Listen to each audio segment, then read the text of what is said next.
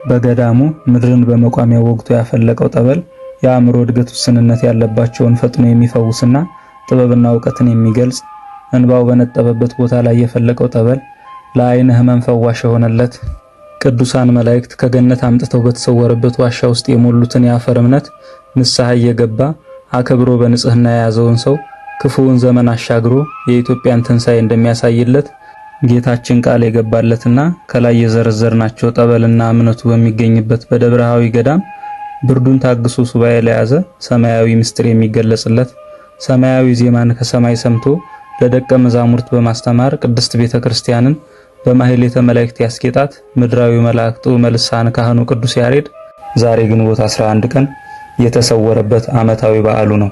ሊቁ ቅዱስ ያሬድ ሕፃን ሆኖ ትምህርት አልገባው ብሎ ተስፋ ቆርጦ በነበረበት ጊዜ የዛፍ ፍሬ ለመብላት 6 ጊዜ ወድቃ በመነሳት በሰባተኛው ፍሬውን ስትበላ ካያት ከትንሽ ትል ለዓላማ መጽናትንና ትዕግስትን ተምሮ ወደ ጉባኤ ቤት በመመለስ የመጻሕፍትን ምስጢር ተምሯል።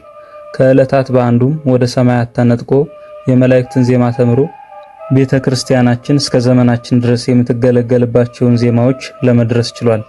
ለ22 ዓመታት በምናኔ ኑሮ ከተወለደ 75 ዓመት ሲሆነው ስሙን ለጠራ መታሰቢያውን ላደረገ እስከ 10 ትውልድ ድረስ የሚያስምር ቃል ኪዳንን ተቀብሎ በግንቦት 11 ቀን ተሰውሯል።